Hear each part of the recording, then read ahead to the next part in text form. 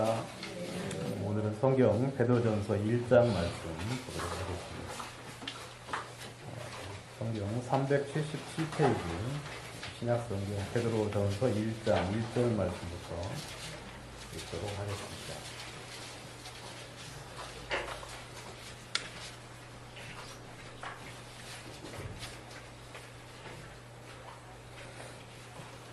예수 그리스도의 사도 베드로는 본도, 갈라디아, 갑바도기아, 아시아와 비두니아에 흩어진 나그네 곧 하나님 아버지의 미리 아심을 따라 성령의 거룩하게 하심으로 순종함과 예수 그리스도의 핏부림을 얻기 위하여 택하심을 입은 자들에게 편지하노니 은혜와 평강이 너희에게 더욱 많을지어다. 찬송하리로다. 우리 주 예수 그리스도의 아버지 하나님이 그 많으신 긍휼대로 예수 그리스도의 죽은 자 가운데서 부활하심으로 말미암아 우리를 거듭나게 하사 산 소망이 있게 하시니 썩지 않고 더럽지 않고 쇠하지 아니하는 기업을 있게 하시나니 곧 너희를 위하여 하늘에 간직하신 것이라.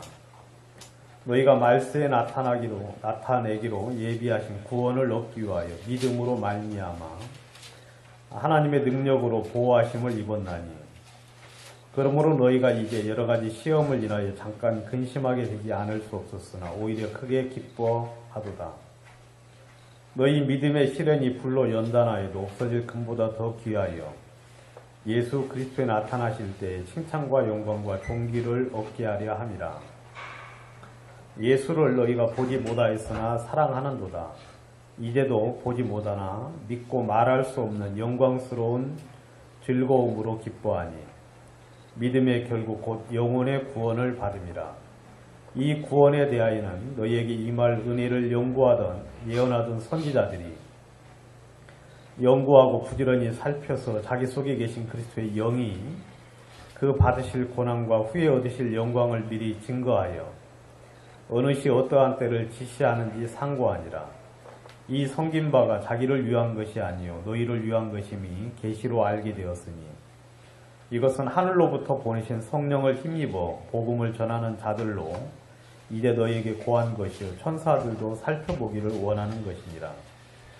그러므로 너희 마음의 허리를 동이고 근신하여 예수 그리스도에 나타나실 때에 너희에게 가져올 은혜를 온전히 바랄지어다.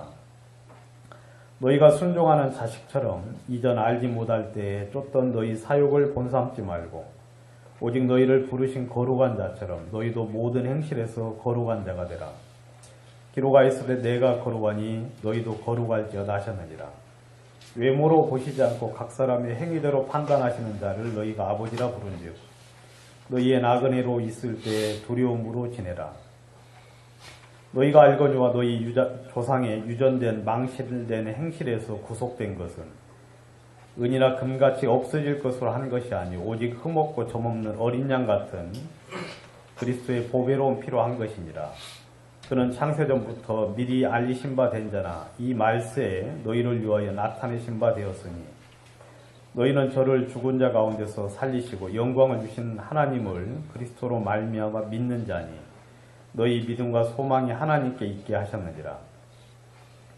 너희가 진리를 순종함으로 너희 영혼을 깨끗하게 하여 거짓이 없이 형제를 사랑하기 이르렀으니 마음으로 뜨겁게 피차 사랑하라. 너희가 거듭난 것이 썩어질 씨로 된 것이 아니요 썩지 아니할 씨로 된 것이니 하나님의 살아있고 항상 있는 말씀으로 되었느니라. 그러므로 모든 육체는 풀과 같고 그 모든 영광이 풀의 꽃과 같으니 풀은 마르고 꽃은 떨어지되 오직 주의 말씀은 세세토록 있도다 하였으니 너희에게 전한 복음이 곧 이 말씀이니라. 1장 전체를 읽었습니다. 이렇게 성경에 대해서 대략적인 개관에 대해서 이제 설교를 지금까지 해왔고요. 그래서 이제 뭐 골로새서라든지 빌립보서, 에베소서, 데살로니가 전후서에 관련된 말씀을 이제 같이 나누었습니다. 로마서나 갈라디아서나 또 여러 이제 성경이 있는데 뭐 그런 부분들은 여러분들이 이제 잘 대략적인 내용들을 잘 알고 계시기 때문에 생략하기로 했고 오늘은 이제 베드로 전후서에 대해서 같이 개관에 대해서 대략적으로 말씀을 드리려고 합니다. 전에 말씀드린 대로 이제 골로새서는 하나님 예수 그리스도께서 얼마나 위대하신 분인가에 대해서 이야기했다고 말씀을 드렸고, 빌립보서는 빌립보 교회 속에 나타난 그리스도의 영광과 하나님이 행하신 역사에 대해서 사도 바울이 참 마음속에 감사함으로 개인적으로 빌립보 교회를 향하여서 개인적으로 썼던 편지라는 이야기를 드렸습니다. 물론 이제 이건 제 개인적으로 이제 보면서 느꼈던 것이라서 여러분들이 이제 느끼는 부분과는 다를 수 있으니까 또 다른 부분들을 여러분들이 개인적으로 발견할 수 있으면 더 좋겠고요. 예배소서는 이제 그리스도 안에서 하나님이 우리 가운데 역사하신 일들, 이루신 역사에 대한 이야기들을 그리스도 안이라는 단어를 통하여서 많이 이렇게 기록을 했다는 내용들을 같이 이야기를 했고, 데살로니가 전후서는 핍박과 또 그로 인한 소망에 관련된 그리스도의 재림과 예수 그리스도의 다시 오심에 대한 이야기를 에 대해서 썼다는 이야기를 드렸습니다. 이제 베드로 전서 후서는, 베드로 전서는 여러분들이 이제 잘 아시는 대로,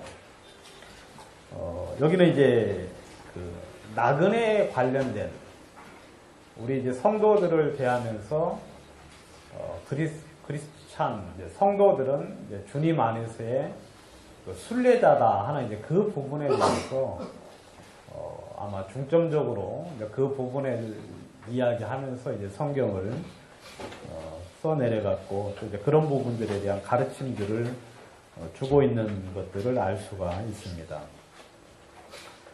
거기에 보면 이제 그런 부분들에 대해서 좀 이야기할 수 있는 그런 내용들, 또 그런 단어들이나 그런 특정한 어떤 언급들을 이제 해주고 있는데, 베드로전서 1장 1절에 보시면 예수 그리스도의 사도 베드로는 본도 갈라디아, 갑바도기아, 아시아와 비두니아에 흩어진 나그네라고 이제 그렇게 이야기를 해주고 있죠. 그러니까 이제 이 사도 바울이, 아니 사도 베드로가 이제 수신하는 이제 그런 형제 자매들을 향하여서 이제 어떻게 호칭을 했느냐면 흩어진 나그네다, 이제 그렇게 이야기를 해주고 있습니다. 그러니까 이제 서신서를 이제 받는 사람들이 여러 군데, 여러 이제 지방에 흩어진 이제 그런 사람들에게 편지를 쓰면서 이제 그들을 향하여서 나그네라 하는 이제 그런 내용들을 그렇게 이제 호칭을 하는 부분들을 볼 수가 있는데, 성경에는 이제 구원받은 형제 자매들을 향하여서 나그네라고 성경은 이야기를 해주고 있습니다. 나그네. 그리고 이제 또 다른 성경에서는 순례자라고 이야기를 하기도 하고, 그 다음에 이제 그와 유사한 단어로 우거하는 사람, 우거하는 자다라는 이제 그런 표현을 쓰기도 하죠. 우거하는 자라는 이제 표현은 좀 약간 어려운 말인데, 체류자라는 이제 그런 뜻이죠. 임시 거주자라는 이제 그런 단어를 우거자다 하고 이제 그렇게 쓰고 있습니다. 그래서 이제 그런 부분들하고 이제 잠깐 이렇게 이제 보면은, 그래서 이 베드로 전서에는 어떤 단어들, 또 이 나그네에 관련된 단어들을 좀 이렇게 이제 살펴보면은요, 나그네는 이제 소망이라는 단어를 이 베드로 전후서에는 여러 번 이제 기록을 하고 있습니다. 나그네라는 것은 어떤 특정한 목적지를 가지고 계속해서 여행을 하는 사람을 보고 나그네라고 이야기를 하지요. 그래서 이제 그 사람은 어떤 목적지가 이제 분명히 있습니다. 그리고 그 목적지를 향하여서 한 걸음 한 걸음 이제 발걸음을 내딛는 사람이기 때문에 이 나그네와 관련된 단어는 이제 소망에 대한 이야기를 많이 해주고 있습니다. 소망과 더불어서 그 사람들이 이제 그 나그네의 길을 걸어가면서 계속해서 어려움들을 당하는 것을 알 수 있습니다. 어려움. 지금은 이제 여러분들이 그 나그네를 영어로 이제 스트레인저라고 이야기하는데, 이상한 사람, 낯선 사람, 이제 그런 사람을 이야기를 하는데, 요즘은 이제 마을에 뭐 낯선 사람이 와도 낯설지 않죠. 왜냐하면 익숙한 사람들이 별로 없기 때문에 전부 다 이제 낯선데, 옛날에는 이제 그렇지 않죠. 옛날에는 여러분 동네 하면은 이제 모든 사람들을 전부 다 알고 있어요. 그래서 거기에 어떤 한 사람이 들어오면 그 사람은 낯선 사람이 되는 거죠. 그래서 터붓이 되고, 그 다음에 이제 이제 기존에 있던 사람들에게서 그냥 뭐 섞일 수도 없는 거고, 그냥 왕따가 되는 것이고, 이것이 이제 제가 지난주에 듣기로는 이제 가장 그런 것이 이제 심한 동네가 경기도 이천이라고 이야기하더라고요. 이천에서는 장사를 할 수가 없대요. 거기는 아주 이렇게 거주민들이 이제 그 단결력이 아주 좋기 때문에 외부에서 온 사람이 뭐 장사를 해가지고 성공할 수 있는 확률이 거의 없다고 그렇게 이야기를 하는 아주 그 고장색이 이제 분명하고 아주 이제 세력이 확고하다고 이야기를 하는데, 그러니까 이제 나그네는 이제 어느 지역에 가면은 이제 우리가 지금 순례길을 하죠. 우리 유영재께서 이야기하는 대로 구원받은 사람들이 바로 천국에 올라가면 참 좋은데, 여러분 그렇죠, 여러분. 구원받자마자 천국에 올라가면 참 좋지요. 참 좋은데 이제 그러면 우리도 구원받기 힘들 거예요. 그죠? 왜냐면 구원받자마자 베드로도 올라가 버리고 야고보도 올라가고 다 올라가면 누가 복음 전해요? 알아서 뭐 구원받아야지. 혼자서 깨달아야지. 하나님은 이제 그걸 아시기 때문에 이제 올려보내지 않고 이 세상에 순례의 길을 가게 하셨어요. 우리 구원받은 형제 자매들을 향하여서. 구원받은 사람이 이 세상에 순례의 길을 가는 목적은 딱 하나예요. 땅끝까지 이르러 내 복음을 증거하라는 주의 말씀을 이루기 위해서 지금 저와 여러분들은 이 땅에 존재한다고 성경은 이야기를 하고 있습니다. 다른 아무 이유가 없어요. 다른 어떤 이유도 우리가 이 땅에 존재하는 이유가 전혀 있지 않다고 성경은 이야기를 하고 있습니다. 그래서 이제 사도 바울이 전도 여행을 다니면서 복음을 전하듯이 우리 구원받은 형제 자매들이 이제 각 지역을 다니면서 복음을 전하는데 그들에 대해서는 성경에서는 낯선 자라고 이야기를 하고 있죠. 그래서 그냥 아무 이유 없이 핍박을 받아요. 낯설다는 이유 하나로, 그들과 같지 않다는 이유 하나로. 그들과 같아지기 위해서는 그들이 하는 행습을 행해야 되고 그들과 같은 삶을 살아야 되는데, 우리 구원받은 사람들은 그런 삶들을 살 수 없기 때문에 고난을 당하죠. 그래서 이제 우리 구원받은 사람들은 이 베드로전서에도 고난, 연단, 불시험, 그 다음 핍박, 고난, 그런 단어들을 베드로전서는 계속해서 이야기를 해주고 있습니다. 그와 반대가 되는 단어는 뭐냐면 죄악의 낙이라고 이야기를 하고 있어요. 그 다음에 육신의 정욕이라고 이야기를 하고 있죠. 다른 말로 이방인의 뜻을 쫓는다고 성경은 이야기를 하고 있습니다. 여러분, 죄도 낙이 있어요, 없어요? 있어요? 참 이런 이야기는 경험을 해보신 분들이 잘 아시겠죠? 대답을 잘 하시는 거 보니까 이제 경험을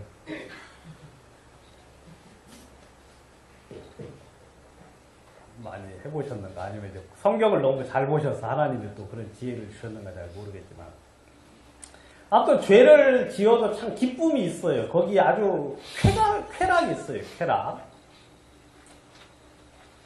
그래서 성경은 이제 많은 사람들이 그 잠시 죄악의 낙을 누리는 것을 이제 쫓아가는 경우들이 참 있는데, 성경에는 이제 그와 반대되는 단어가 이제 하나님의 뜻을 쫓아 육체의 남은 고난을 산다고 이야기를 해주고 있죠. 그래서 이 베드로 전서에는 이제 보이는 것과 보이지 않는 것에 관련된 이야기야. 그 다음에 잠시 누리는 것과 영원한 것에 대한 이야기를 해주고 있고, 그 다음에 하늘에 소망을 두는 것과 땅에 자신의 목적을 두는 삶에 대한 이야기를 해주고 있고, 그 다음에 사라지고 더럽고 추한 것들에 대한 이야기와 영구히 있을, 사라지지 않는 영원한 영광에 관련된 이야기들을 성경은 해주고 있습니다. 그래서 오늘은 이제 개관이기 때문에 여러분들하고 같이 좀 이 베드로 전서에 나타난 전반적인 내용들에 대한 이야기를 단어를 좀 찾아가면서 간단하게 말씀을 좀 드려보도록 하겠습니다. 여기 이제 보시면 이제 이 베드로 전서에 이제 무슨 단어가 참 많이 나와 있느냐면, 그리스도께서 나타나실 때라는 단어가 성경에 이 베드로전서에서 여러 번 기록을 해주고 있어요. 여러분, 우리가 이제 언제 소망을, 어디에다 소망을 둡니까? 우리는 이제 주님이 나타날 그때를 현재 지금 소망을 두고 살고 있죠. 그죠, 여러분? 주님이 나타날 그때, 여러분, 그때가 되면은 우리는 칭찬을 들을 것이고 영광을 얻을 것이며 존귀함을 얻을 거라고 이야기를 하고 있어요. 여러분들 모든 분들이 지금은 존귀하지 않죠. 지금은 사람들에게서 천한 대접을 받습니다. 그때는 칭찬을 듣는데 여기서는 칭찬을 듣지를 않아요. 여기서는 사람들에게 무시를 당하고 조롱을 당하고 그 다음에 멸시를 당하고 있어요. 여러분, 일요일날 여기 오는 것 자체가 사람들이 우리를 조롱하지 않습니까? 그죠?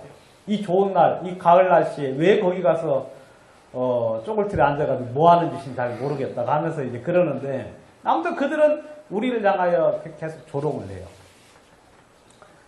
제 이제 그 밑에 제 처제의 그 남편이 있어요. 제 밑에 처제의 남편. 뭐라 그러죠, 제가? 예제? 매부? 제부? 공서? 다 나온다, 다 나와. 내 마음대로 불러요? 네. 그 이제 동서가 있는데, 아무튼 제 이제 처제가 구원을 받기는 받았어요. 구원을. 제가 이제 수양회를 가면은, 수양회를 갔을 때 제 처제를 봤으니까, 그때가 이제 고등학교 1학년, 2학년 때인데, 그때 이제, 있었어요. 그래가지고 구원을 이제 받은 것으로 제가 알고 있는데, 잠시 뒤에 있다가 이제, 교회에 이제 사택에 있었는데, 이 거지가 왔어요. 교회 사택에. 거지가 이제 이거 맞나? 이제 거지가 와가지고, 이제 뭐 좀 달라고 이제 그랬는데, 이제 교회 이제 그 전도사님이 쫓아 보내는 것 같아. 내가 앞만 봐도 안 주고, 뭘 좀 줘야 되는데 안 주고 쫓아 보내고, 지금 그때는 이제 굉장히 어려웠죠. 진주 교회도. 쫓아 보냈는데 그것을 보고 아마 시험이 든 것 같아요. 세상에 주의 마음을 가진 사람이, 구원받은 사람이 이룰 수 있느냐 하면서 이제 시험이 들어서 교회를 떠났어요. 떠나가지고 이제 생활을 했는데 아무튼 이제 그래서 이제 결혼을 했는데 아무튼 저보다도 못생긴 사람하고 했어요. 결론적으로. 저보다도 못생긴 사람하고. 근데 이제 그 동사가 이제 계속해서 이제 핍박을 하는 거예요.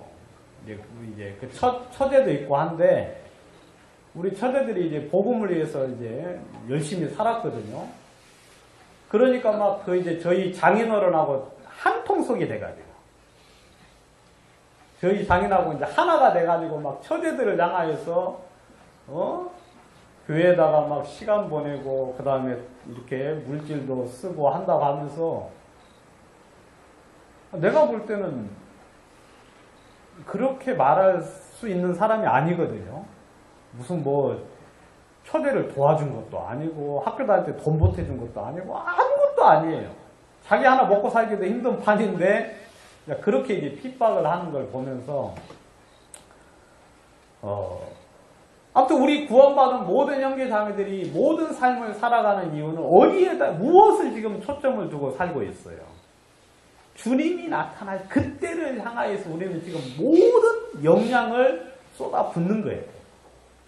우리가 복음을 전하는 것도, 그 다음 우리가 고난을 견디는 것도, 그 다음에 형제 자매들을 향하여 같은 마음으로 기도하고, 교회에 또 형제 자매들이 서로 마음을 모아서 이 귀한 복음을 위해서 전 세계 아니면 전 많은 일들을 하는 모든 일들은, 여러분 주님이 나타날 그때 우리가 영광과 존귀와 칭찬을 듣기 위하여 우리는 그 일을 하고 있는 것이거든요. 그러니까 나그네의 소망은 딱 하나예요. 목적지에 도달했을 때 그때 나에게 내가 얻을 수 있는 그 모든 것들을 위해서 그 모든 삶들을 견디어 나가는 거죠. 그래서 이제 베드로 전서에 보시면 이렇게 이야기하고 있어요. 1장 7절에 보시면 읽은 대로 너희 믿음의 시련이 불로 연단하여도 없어질 금보다 더 귀하여 예수 그리스도에 나타나실 때 칭찬과 영광과 존귀를 얻게 하려 합니다. 우리가 여러 가지 많은 시험을 인하여 잠깐 근심을 하게 되죠. 그렇지만 오히려 크게 기뻐하는 이유. 여러분 성경에서 너희가 시험을 만나거든 어떻게 하라 그랬어요? 기뻐하고 즐거워하라 그랬죠. 여러분들이 핍박을 당하고 어려움을 당하거든 성경에서는 기뻐하라 그랬어요. 여러분들을 욕하고 핍박하고 여러분들을 대적하는 자가 있거든 피하여 도망을 하되 마음속에서는 기뻐하라고 성경은 이야기하고 있죠. 왜? 여러분 우리가 잠깐 근심하지 않을 수 없으나 오히려 크게 기뻐한다. 이런 핍박을 받은 만큼 우리가 주님으로 말미암아 어려움을 당하는 것만큼 하나님이 하늘에서 우리에게 칭찬과 영광과 존귀를 얻게 하시기에 하기 때문에 여러분 성경에서 기도할 때 여러분 골방에 가서 기도하라고 이야기하고 있죠. 여러분 구제할 때 여러분 아무도 모르게 성경에서는 구제하라고 이야기하고 있습니다. 여러분 금식할 때 성경이 어떻게 하라고 이야기하고 있죠? 금식할 때 그냥 얼굴 그냥 그름하게 하고 나와가지고 제가 지금 금식 며칠 차인데요. 제가 지금 이렇게 그렇게 하라고 성경이 이야기했습니까? 아니에요. 성경에는 머리에다 기름 바르고 얼굴 깨끗하게 하고 나와가지고 아무 사람도 알지 못하도록 구제할 때도 마찬가지고 기도할 때도 마찬가지고 여러분들이 하는 모든 일들에 대해서 성경에서는 아무도 알지 못하게 하라고 이야기하고 있어요. 여러분 그냥 조용히 하십시오. 조용히. 여러분들이 주님을 위하여 하는 일들을 누구만 알게 해야 되느냐면 성경에서는 하나님만 알게 하라고 이야기하고 있어요. 그럴 때 상이 된다고 성경에는 이야기를 하고 있죠. 그럴 때. 여러분 성경에는 예수 그리스도에 나타나실 때 여러분 우리의 소망은 언제냐면 주님이 나타나실 그때 그 전까지는 우리는 견디고 근심하고 우리는 어렵고 핍박을 당하고 환난을 당하는 거예요. 우리는 그때 되면 우리의 모든 영광을 그때 얻는 거예요. 여기서는 영광이 있지 않습니다. 여기서는 존귀함을 얻을 수가 없어요. 얻어서도 안 됩니다. 성경에 식사 대접할 때, 남을 대접하고자 할 때 누구를 대접하라고 이야기했어요? 가난하고 헐벗고 굶주린 사람을 대접하라고 성경에는 이야기했어요. 왜 그런 사람을 대접하라고 이야기했습니까? 그 사람들은 대접받으면 나한테 갚을 수 있는 능력이 있어요, 없어요? 갚을 수 있는 능력이 없어요. 그러면 그 보상을 누가 해주십니까? 우리 하나님이 해주신 거예요. 하나님께. 근데 세상에 많은 사람들은 누구한테 합니까? 유리하고 잘나고 존귀하고 아주 그냥 대단한 사람들한테 식사 대접하죠. 그리고 사진 하나 찍어서 누구를 알립니까? 자기를 알리죠. 성경에는 그거 전부 다 아무것도 아니라고 성경은 이야기하고 있습니다. 14절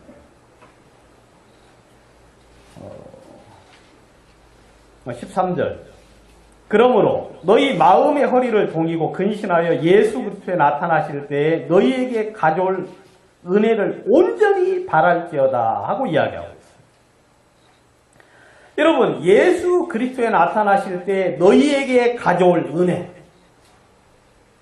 여러분들에게 주실 하나님의 축복, 그것을 여러분들이 온전히 바라라고 성경은 이야기하고 있죠. 언제? 예수 그리스도께서 나타나실 때 주님이 잠시 잠깐 오면 오신다고 이야기했어요. 여러분, 그 이야기는 언제부터 했어요? 2000년 전부터 했어요. 2000년 전부터. 그러면 지금은 얼마나 가까워졌겠습니까? 지금은 너무너무 가까워진 거죠. 왜냐하면 2000년 전부터 주님이 오신다고 했는데 안 오신 거예요. 그래서 많은 사람들이 이야기하죠. 주에 강림하신다는 약속이 어디 있느냐. 이렇게 오랜 시간이 지났음에도 불구하고 아직까지 오지 않았는데 언제 주님이 오겠느냐라고 이야기를 하죠. 성경에는 뭐라고 이야기합니까? 이러면 주님이 우리를 향하여 오래 참으셨다고 이야기하고 있어요. 바로 여러분들이 구원을 받기 위해서. 여러분, 주님이 오실 날은 이미 지났을 수도 있어요. 그렇죠? 근데 하나님이 오지 않으신 이유는 바로 저와 여러분들을 구원받게 하기 위해서 하나님이 지금까지 참으셨다고 이야기하고 있죠. 그렇지만 그 참음은 계속되지는 않을 거예요. 성경에는 잠시 잠깐 오면 오실 이가 오신다고 이야기를 하고 있죠. 여러분들의 고난은 이제 조금만 견디시면 돼요. 여러분들이 지금 어려워하시는데 그 어려움을 조금만 견디면 주님께서 여러분들에게 잠시 잠깐 후에 오셔서 여러분들로 하여금 마음에 영광을 베풀어 주실 거라고 성경은 이야기하고 있습니다. 4장 12절 사랑하는 자들아 너희를 시험하려고 오는 불시험을 이상한 일 당하는 것 같이 이상히 여기지 말고 오직 너희가 그리스도의 고난에 참여하는 것으로 즐거워하라. 이는 그의 영광이 나타나실 때에 너희로 즐거워하고 기뻐하게 하려 함이라. 너희가 그리스도의 이름으로 욕을 받으면 복이 있는 자로다. 영광의 영 곧 하나님의 영이 너희 위에 계십니다. 여러분, 성경에서 이야기하시기를 너희를 실현하려고 연단하려고 오는 불시험 당하는 것을 이상한 일 당하듯이 여기지 말라라고 이야기했어요. 여러분, 우리가 어려운 일을 당하고 그 다음에 고난을 당하는 것이 이상한 일입니까? 성경에는 그건 당연한 일이라고 이야기하고 있어요. 여러분, 이 세상이 누구를 핍박한 것처럼, 여러분, 예수 그리스도를 핍박한 것처럼 구원받은 당신의 자녀를 핍박하고 곤란케 하는 것은 당연한 일이라고 이야기를 하고 있죠. 여러분, 예수를 믿는 사람들의 재산도 전부 다 탈취해 가기도 하고, 여러분들을 고통스럽고 어려움 속에 있게 하는 것이 성경에서는 당연한 일이라고 이야기해요. 왜냐하면 예수님이 그 일을 하셨기 때문에. 여러분들이 예수님과 같은 그런 일을 당하신다면 여러분들은 참 잘하는 거예요. 왜냐하면 스승이 그 제자가 그 스승과 같고 종이 그 상전과 같으면 그는 복 있는 자라고 성경에는 이야기를 하고 있죠. 여러분들이 예수님과 같이 핍박을 받는다면 여러분들은 잘하는 거예요. 그렇지만 여러분들이 이 세상에서 종기를 얻는다면 그건 여러분들 굉장히 불행한 일입니다. 여러분들이 이 세상에서 왕노릇 한다면 그건 여러분들에게 굉장한 큰 불행이에요. 여러분들이 이 세상에서 하늘에 있는 것을 지금 누린다면 그것은 하늘에서는 전혀 없다는 것을 의미하고 있는 거죠. 여러분, 하나님이 여러분들을 연단하십니다. 강하게 하시고 단단하게 만드십니다. 이 연단을 왜 하는지 제가 잘 알지는 못하겠어요. 제가 이제 이렇게 생각을 한번 해봅니다. 이렇게. 천년왕국 때가 되면 고을들을 다스릴 거 아닙니까? 그죠, 여러분? 고을들. 성경에 보면 5고을, 10고을 맡긴다는 그런 이야기 있지요. 그죠? 그러면 이제 여러분들 만약에 주님께서 지금 동사무소 하나를 맡긴다면 처리할 수 있겠어요? 여러분들의 동을 하나 맡기는다고 하면 내 자식도 하나 처리 못 해가지고 힘든 반에 동은 무슨 동. 근데 여러분 연단하면 강해지잖아요. 그죠 여러분? 연단하면 그만큼 훈련을 받으면 여러분 영역이 점점 넓어질 수 있어요. 저는 이런 생각을 한번 해보는데 여러분들이 연단된 만큼 여러분들에게 어떤 것을 맡길 것 같은 그런 생각을 해보기도 해요. 그러니까 쉬운 말로 여러분들의 역량만큼 여러분들에게 하나님이 보상을 주신다는 말이기도 그렇게도 한번 생각을 해볼 수. 물론 이건 정확한 건 아닙니다. 정확한 건 아니고 지금 제가 이제 그냥 연단이 필요한 이유, 주님이 우리를 단련하고 우리로 하여금 강하게 하고 우리로 하여금 더 지혜롭게 하고 더 주님 앞에 어떤 온전하게 만드시는 이유는 바로 그만큼의 역량에 의해서 주님이 무언가를 맡기려는 어떤 그런 생각이 아닌가 싶은 생각입니다.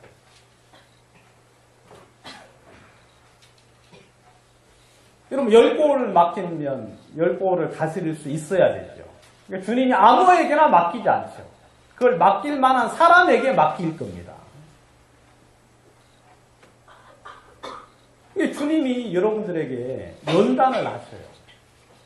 여러분 연단이라는 건 강하게 한다는 거예요. 연단이라는 건. 불순물을 제거하고 그 다음에 강하게 만드는 거예요. 우리는 아직 불순물이 굉장히 많죠. 우리들의 삶 속에서. 아직도 정화되지 않은 그 다음에 세속적인 것들이 굉장히 많이 있는데 그런 걸 이제 재련소에서 정제를 통하여서 이제 온전해지고 그 다음에 당근들을 통해서 강해지게 되는데 그런 것들을 성경에서는 이상히 여기지 말라. 그리고 여러분들로 하여금 그리스도의 고난에 참여하는 것으로 뭐하라? 즐거워하라고 이야기하고 있습니다. 제가 지난번에 여러분들에게 참회라는 단어에 대해서 한번 연구를 한번 해보실 수 있으면 좋겠다고 이야기했는데 우리가 주님의 일을 하는 게 아니라 주님의 일에 참여하는 자들이죠. 주님의 일에 동참하는 자들입니다. 주님께서 지금 일을 하시는데 그 일하심에 우리가 함께 하는 거죠. 주와 함께 일하는 자로서 너희를 권하노니라고 사도 바울이 말한 것처럼 여러분 주님이 지금 그 일들을, 이 복음 전하는 일들, 그 다음에 주님이 하시는 일들에 대해서 우리가 거기에 참여하는 거죠. 그런데 성경에는 고난에 참여하는 것을 인하여서 기뻐하라고 이야기를 하고 있습니다. 여러분 사람들이 여러분들을 향하여 욕하고 여러분들을 그리스도의 이름으로 욕하면 여러분들은 복이 있다 그랬어요. 그리스도의 이름으로. 그 이야기는 뭐냐면 여러분들이 복음을 인하여 핍박을 받으면 여러분들은 기뻐하라는 거예요.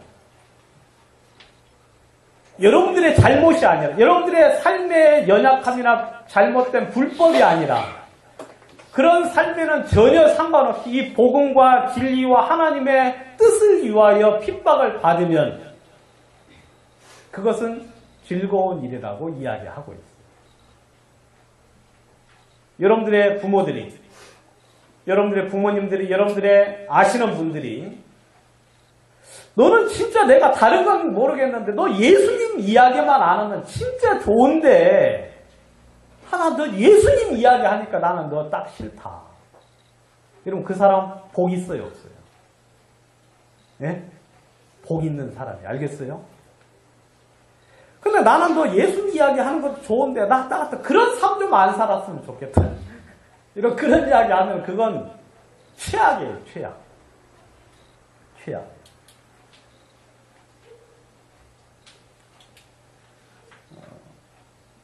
베드로전서 4장 13절. 너희 중에 누구든지 살인이나 도적질이나 악행이나 남의 일을 간섭하는 자로 고난을 받지 말거니와 만일 그리스도인으로 고난을 받은 즉 부끄러워 말고 도리어 그 이름으로 하나님께 영광을 돌리라. 여러분 우리는 오직 예수 그리스도의 이름을 인하여서 고난을 받는 것이 이건 부끄러워할 일이 아니에요. 이건 감사하고 즐거워할 일이에요. 그렇지만 구원받은 사람들이 살인이나 도적이나 악행이나 남의 일을 간섭하는 것, 불법을 행함으로 말미암아 욕을 얻으면 여러분 그건 참으로 악하고 복음을 가로막는 십자가의 원수로 행하는 일이라고 성경은 이야기를 하고 있습니다. 여러분 우리 대한민국에 복음을 가진 수많은 교회가 여러분 이런 기본적인 삶을 살지 못함으로 말미암아 복음이 완전히 막혀버렸어요. 완전히. 여러분 그들이 당할 그 심판은 얼마나 무서운지. 여러분 그들이 주님의 이름 때문에 핍박을 받는 게 아니라 그들이 행한 불법과 악을 인하여서 여러분 주님의 이름이 지금 회방을 받고 있죠.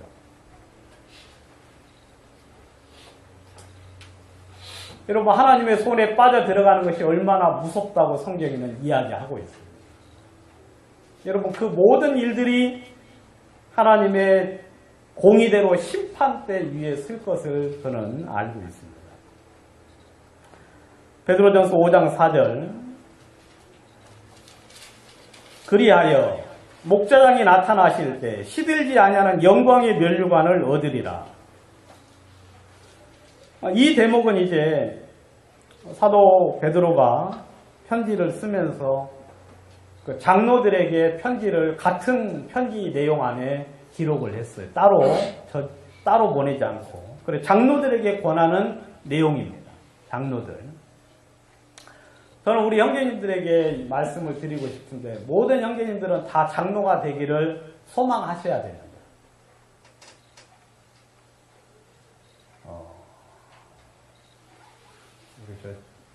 우리 김시한 형제 아드님 이름이 내가 잠깐 까먹었는데. 예? 현우. 몰라 우리 현우가 이제 장로될 때가 올런지는 잘 모르겠지만 주님이 오심이 임박한 이때 제가 볼 때는 그렇게 될 것 같지는 않아요. 근데 주님이 2000년 전부터 오신다고 했는데 안 오셨으니까 앞으로도 언제까지 또 될런지는 전혀 알 수가 없어요. 저는 현우가 지금부터 내가 뭐 서울대 가는 것도 내가 좋긴 한데 이런 교회 형제들의 가장 큰 목적은 뭐가 돼야 되느냐면 내가 교회의 장로가 되어야 됩니다. 이건 물론 뭐 욕심이 아니고 하나님께 바라는 소원이에요. 소원. 성경에서 그렇게 이야기했어요. 모든 형제들은 장로가 되기를 소망할 거라고 성경에 소망해야 된다고 성경은 이야기하고 있어요. 왜냐하면 여러분 장로가 되면은요 주님과 동급이에요. 말이 좀 약간 좀 우스운데 여러분 주님은 목자당이잖아요. 그래야 안 그래요? 예? 그러면 그 장로는 교회의 목자예요. 목자. 여러분 이사장이 누군지 알죠? 이사장. 이사장은 이사들 중에 뭐예요? 우두머리가 이사장이죠. 그걸 줄여서 뭐라 그럽니까? 우리가 보통 사장이라고 이야기하죠. 사장. 그 말 알죠? 그러니까 목자가 있어요. 그 목자의 그 딱 회의에 들어가면 교회, 어느 교회든지 아주 그냥 뭐 10명 있는 교회든 20명 있는 교회든 그 교회의 장로는 그 회의에 참여할 수가 있는 거예요.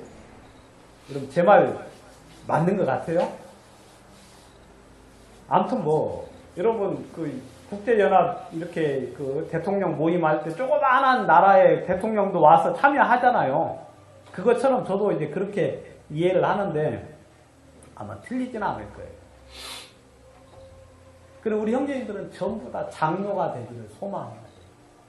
그래서 내가 아무튼 앞으로 주님 앞에 서는 그날 전에는 내가 장로가 돼서, 예? 장로가 돼서, 물론 장로 되는 게 쉬운 게 아니에요.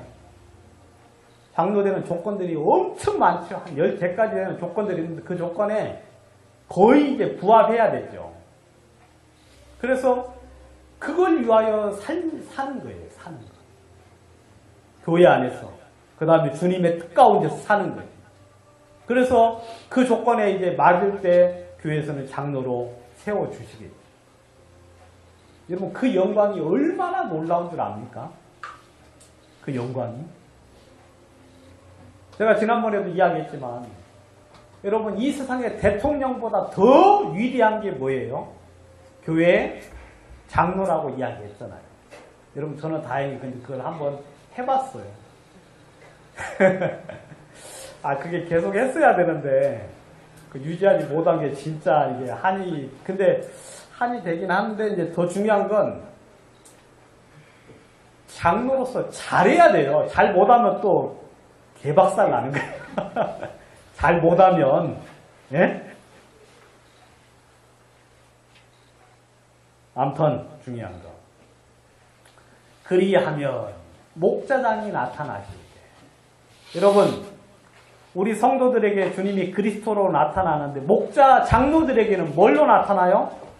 목자장으로 나타나실 때 시들지 아니하는 영광의 면류관을 잘 다스리는 장로들은 받는다고 이야기를 했습니다. 시들지 않냐. 다른 말로 쇠하지 않냐. 다른 말로 없어지지 않는 면류관을 그 교회를 잘 다스리는 장로들에게 주님이 주신다고 이야기를 했어요. 저는 이건 장로들만 받는다고 생각을 해요. 장로들 중에서만.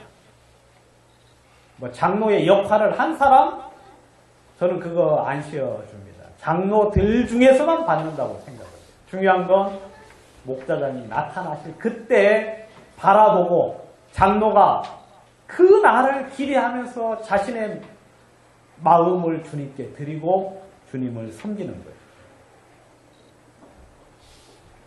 베드로후서 3장 5절.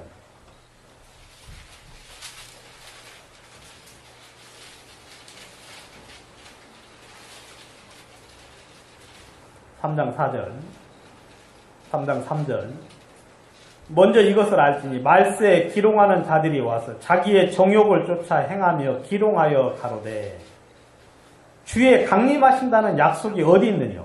조상들의 잔호로부터 만물이 처음 창조될 때와 같이 그냥 있다 하니 이는 하늘이 옛적부터 있는 것과 땅이 물에서 나와 물로 성립된 것도 하나님의 말씀으로 된 것을 저희가 풀어 잊으려 함이로다. 이런 말세에 기록하는 사람들이 나타난다고 이야기했어요.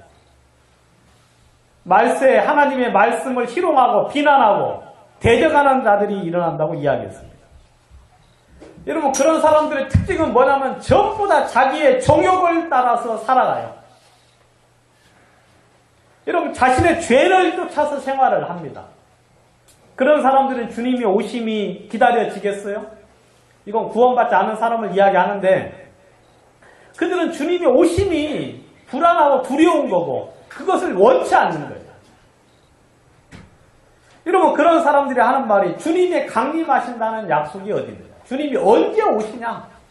오시려면 벌써 오시고 오셨어도 몇십 번도 오셨을 수 있는데 오시기는 뭐가 오시죠?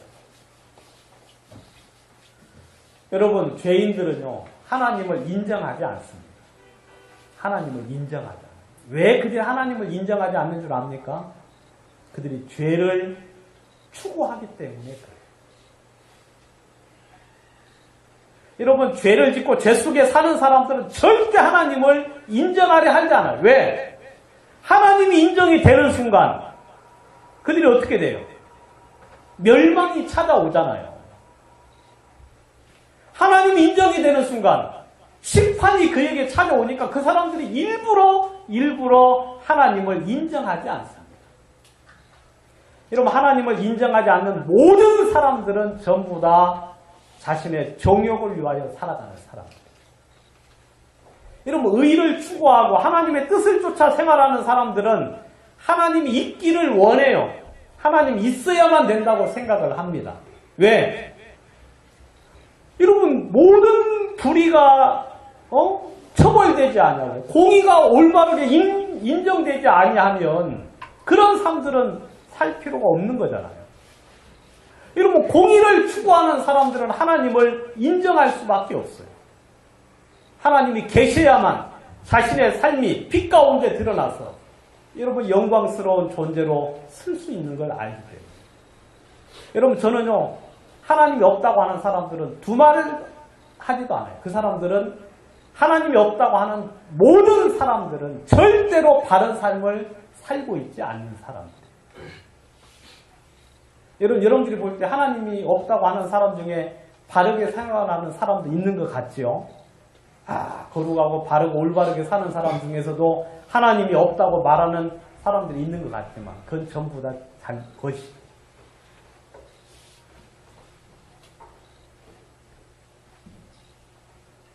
여러분, 이제 많은 사람들이 그렇게 말세는 그런 이야기를 하는 사람이 있어요. 그렇지만 성경에는 분명히 말하죠. 3장 8절, 사랑하는 자들아, 주께서 하루가 천년 같고 천년이 하루 같은 이 한 가지를 잊지 말라. 주의 약속은 어떤 이에 더디다고 생각하는 것 같이 더딘 것이 아니라 오직 너희를 위하여 오래 참아서 아무도 멸망치 않고 다 회개하기에 이르기를 원하지. 그러나 주의 날이 도적같이 오리니.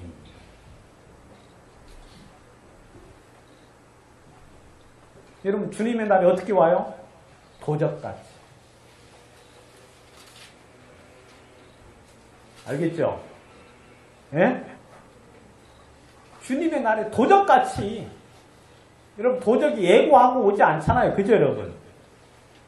물론 도적이 오는 대충 시간은 알 수 있지. 오후 1시부터 오후 4시, 아니 새벽 1시부터 저녁 4시까지 그래야 안 돼요. 대충은 알 수 있지만 언제 올는지는 모르잖아요. 그렇지만 주님도 어떻게 오시냐면 도적같이 온다고 이야기해요. 구원받은 사람에게는 도적같이 올 수 있어요, 없어요? 깨어있는 사람에게는. 여러분, 깨어있는 사람들은 주님은 도적같이 올 수가 없죠. 우리는 지금 알고 있죠. 주님이 오시기가 아주 임박했다는 사실들을 여러분 체감하고 있지 않습니까? 이 세상을 보면서, 이 세상에 되어지는 것들을 보면서 주님이 가까이 왔다는 사실들을 우리는 분명히 알 수 있어요.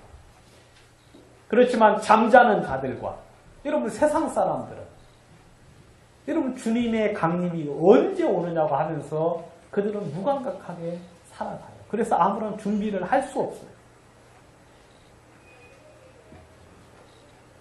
이런 이 베드로 후서에서, 베드로 성경에서는, 베드로 전후서에서는 여러분 나그네와 같은 그런 구원받은 사람들을 향하여 베드로가 이야기하요. 주님이 오실 때가 있다. 주님이 오신다. 그날이 곧 임박에 왔다. 주님은 도적같이 오신다. 11절, 3장 11절. 이 모든 것이 이렇게 풀어지리니 너희가 어떠한 사람이 되어야 마땅하냐라고 이야기하고 있습니다. 여러분 우리 지금까지 준비 좀 잘 못했잖아요. 그래야 안 그래요? 예? 주님이 오셔야 되는데, 오시려고 하는데 그 앞에 곧 서야 되는데, 여러분 우리는 주님이 오시기를 바라면서도 한편으로는 조금만 더 늦춰졌으면 좋겠잖아요. 그죠? 왜냐하면 이제 좀 만회를 해야 되잖아요. 만회. 응? 지금까지 우리가 주님의 뜻 가운데서 많이 벗어나 살았는데, 여러분 주님이 여러분들에게 그런 기회를 주시는 거예요.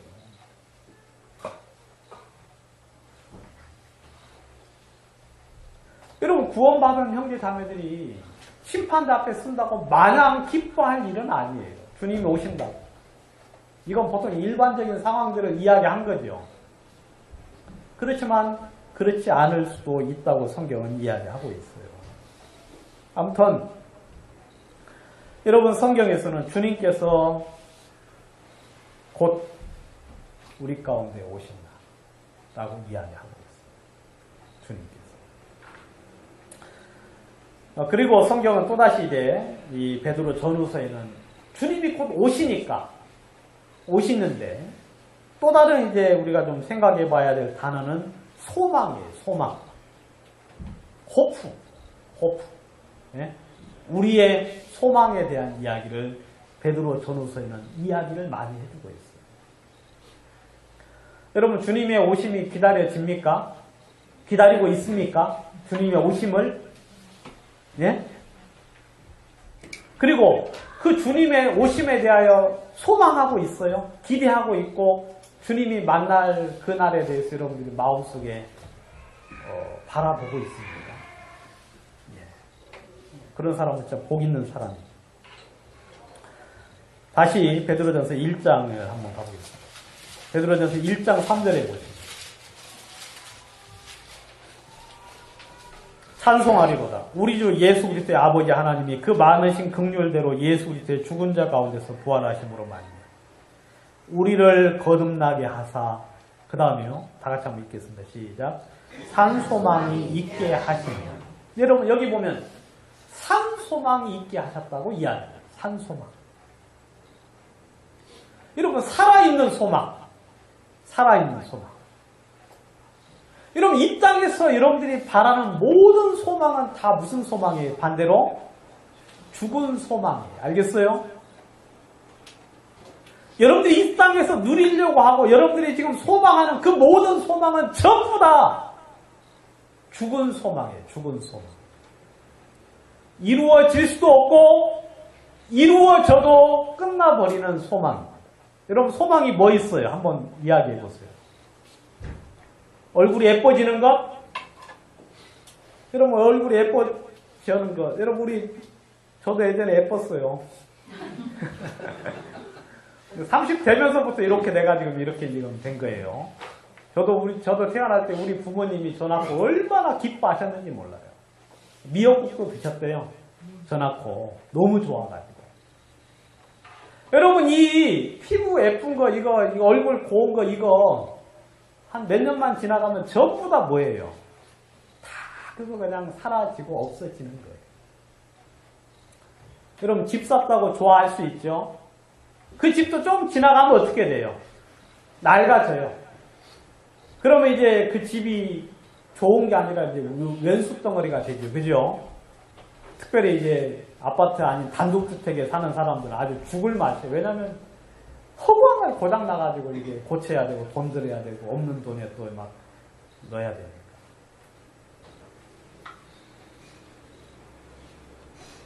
여러분들이 바라는 소망들은 그건 진짜 한갓 이런 꿈과 같은 풀의 꽃과 같은, 여러분 아무 값어치도 없는 것들이에요. 우리가 예전에 그걸 소망하고 살았어요. 그것을 꿈꾸고 살았어요.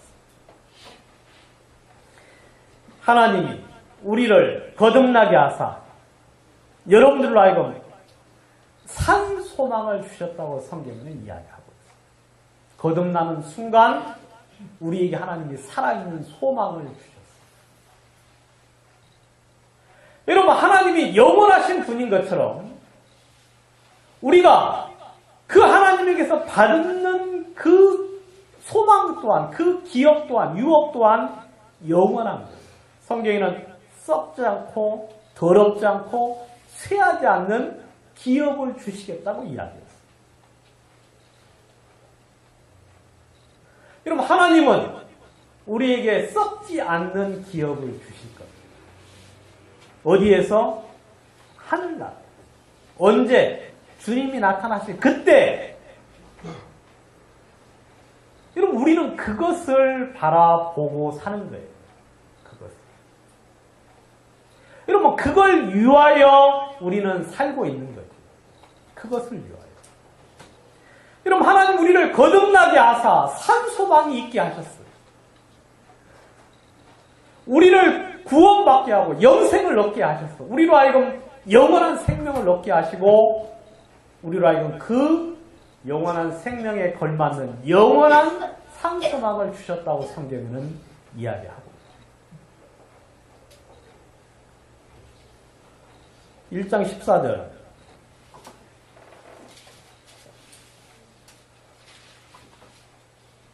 1장 13절 그러므로 너희 마음의 허리를 동이고 근신하여 예수 그리스도에 나타나실 때 너희에게 가져올 은혜를 온전히 바라보라 그랬어요. 온전히 바라봐라. 예? 호프. 온전히 그것을 희망해라. 희망하라고 성경은 이야기하고 있어요.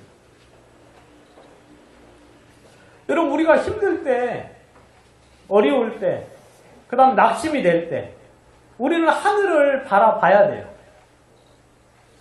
여러분, 요즘 가을 하늘 너무 좋지요? 어느 때 보면 진짜 구름 한 점 없는 파란 하늘이 있는데, 여러분, 하늘을 보면 소망이 생겨야 안 생겨요? 주님이 곧 오실 것 같은 마음이 들지 않습니까? 저만 그래요? 아무튼 저는 여러분들 그 병아리 새끼처럼 한 번씩 하늘을 쳐다봐야 돼요. 그래서 여러분 하늘을 보면 주님이 곧 오실 것 같은 마음이 들어요. 그리고 우리가 곧 그 하늘에 우리를 위하여 쌓아둔 소망 가운데 우리가 갈 건데 여러분 힘들고 어려울 때 가끔 하늘을 쳐다보는 거예요. 그리고 그 우리에게 가져올 은혜. 여러분 우리는 이 세상에서 핍박을 받고 어려움을 받고 그 다음에 우리가 구할 때 하나님이 가끔 우리들에게 도움을 주시고 은혜를 주셔서 우리가 이 세상을 살게 하시지만 여러분 그 나라에 가면 온전한 은혜가 기다리고 있어요. 온전한 은혜. 3년 15절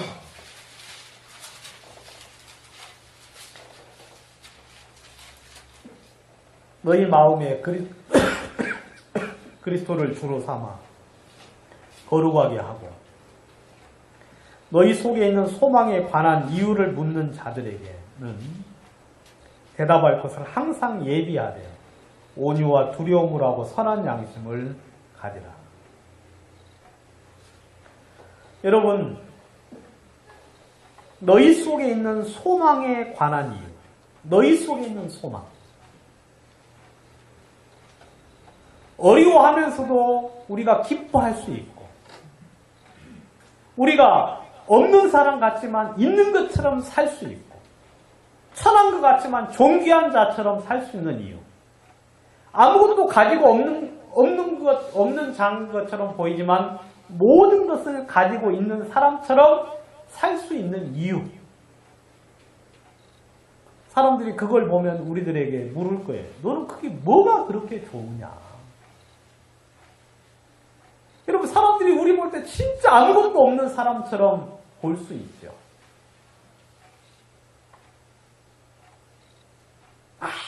아무것도 없는 사람. 기뻐할 수도 없고 즐거워할 수도 없고 감사할 수도 없고 아무것도 없는 사람처럼 보이는데 우리가 마음속에 기뻐하고 즐거워하는 그 사람들이 우리를 향하여 물을 거예요. 너는 뭐가 그렇게 즐거워? 성경에는 너희 속에 있는 소망이라고 이야기하고 있어요.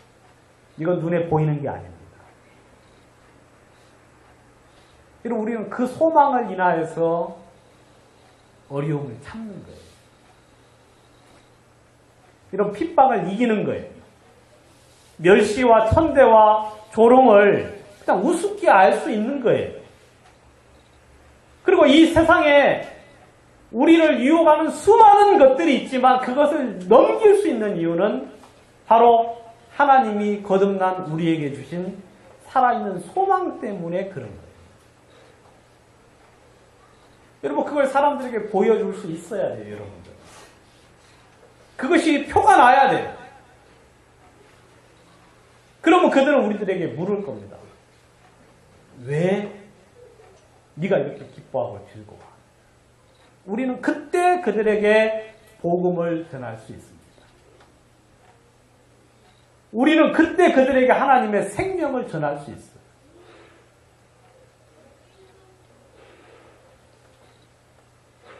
여러분 항상 예비하고 있어야 된다고 이야기합니다. 그 소망을 묻는 사람들에게 항상 예비해서 복음을 전할 수 있어요. 베드로서 1장 4절 이로써 그 보배롭고 지극히 큰 약속을 우리에게 주사 이 약속으로 말미암아 너희로 정욕을 인하여 세상에서 썩어질 것을 피하여 신의 성품에 참여하는 자가 되게 하려 하셨으니 그러셨어요. 여러분 우리에게 주신 그 약속은 보배롭고 지극히 큰 약속이라고 이야기하고 있습니다.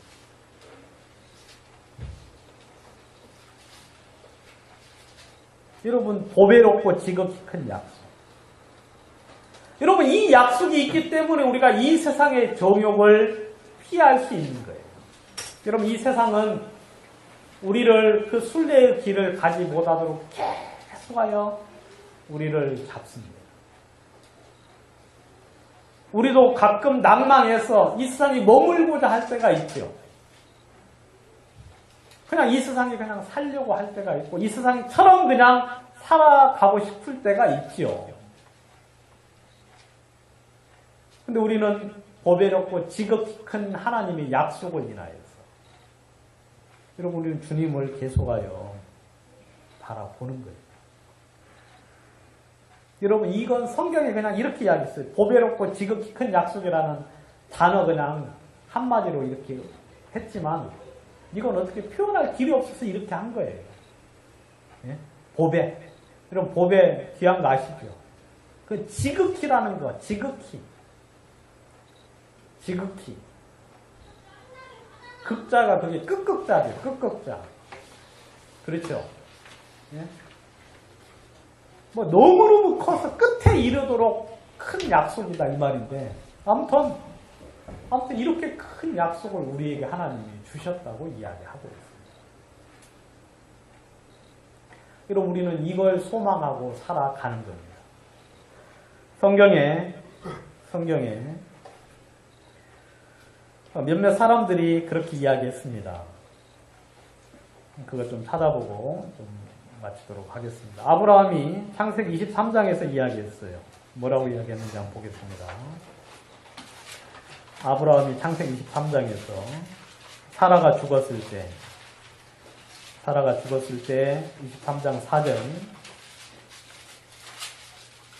나는 당신들 중에 나그네요 거류하는 자니 우고하는 자니 당신들 중에서 내게 매장할 소유주를 주어 내가 나의 죽을 자를 내 앞에서 내어다가 장사하게 하시오.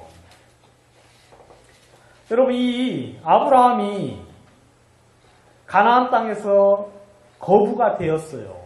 그렇지만 그는 이야기하기를 나는 나그네요 우고하는 자라고 이야기했어요.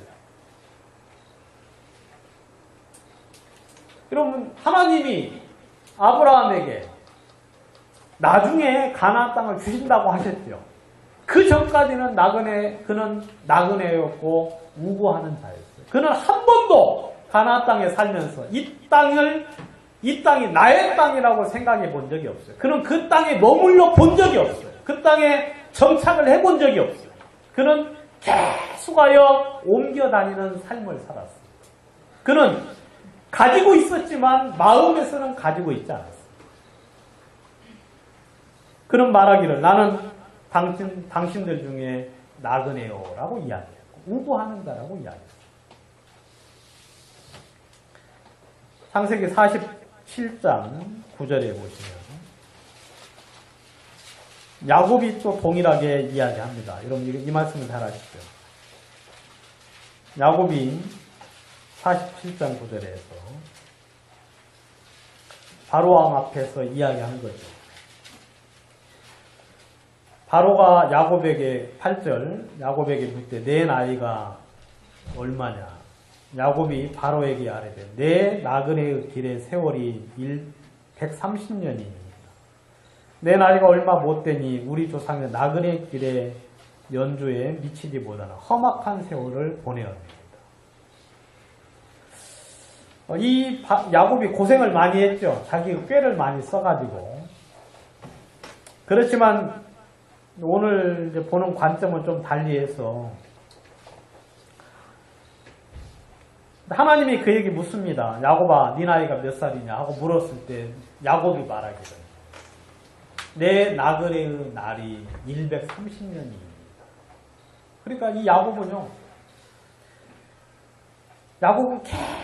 계속해서 나그네의 삶을 살았어요. 물론 자기의 꾀를 내서 고생을 하긴 했지만 그는 한 번도 머물러 있어 본 적이 없었다고 이야기했어요. 우리 조상들이 산 그 순례자의 길을 나도 여전히 살았습니다. 라고 이야기를 하고 있는 거예요. 여러분 모세도 그랬죠. 바로의 아들의 공주라 칭함을 거절하고 하나님의 백성과 함께 고난받기를 잠시 죄악의 낙을 누리는 것보다 더 큰 즐거움으로 여겼다고 여러분 이 모세도 이야기를 했습니다. 한 사람 다윗을 한번 더 찾아보도록 하겠습니다. 역대상 29장 역대상 29장 15절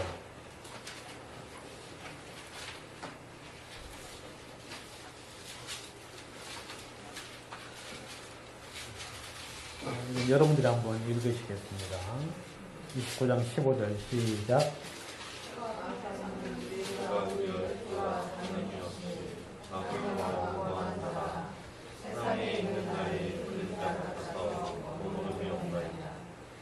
예, 여러분 이 다윗은 왕궁도 지어 살았잖아요. 그죠 여러분? 그 모든 걸 가졌어요. 그러니까 이 세상에서 다윗처럼 모든 걸 가진 사람이 없었죠. 근데 이 다윗이 말하기를 그 모든 걸 가지고 있을지라도 그는 말하기를 우리 조상과 같이 우리는 주님 앞에서 나그네와 우고하는 거류민이라 하고 이야기를 했어요. 여러분 이 다윗은요, 여러분 그 황금으로 만든 왕궁에 마음이 한 번도 머물러 있지 않았어요. 이 땅에 누렸던 그 모든 영화와 축복과 하나님의 그 영광을 그는 마음속에 한 번도 마음속에 진심으로 취해본 적이 없는 것 같아요. 그는 하나님으로 말미암아 주님으로 말미암아 올 그 주에 나타나실 때 누려야 될 그 영광을 바라보면서 그는 나그네와 우고하는 그냥 나그네처럼 이 세상을 살았다고 이야기를 하고 있어요. 세상에 있는 날은 그림자 같아서 다 희망이 없다. 이 세상에 있는 모든 것들은 내가 누리고 살고 하나님이 나에게 주셔서 내가 누리지만 그렇지만 거기에 마음이 빠질 필요가 없다고 이야기를 했습니다.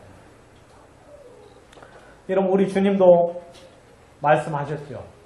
인자는 이 세상에 머리 둘 곳이 없다고 이야기를 하셨습니다. 여러분 주님도 이 땅에 오셨을 때 옷 한 벌 입고 이 땅에 평생을 사셨어요.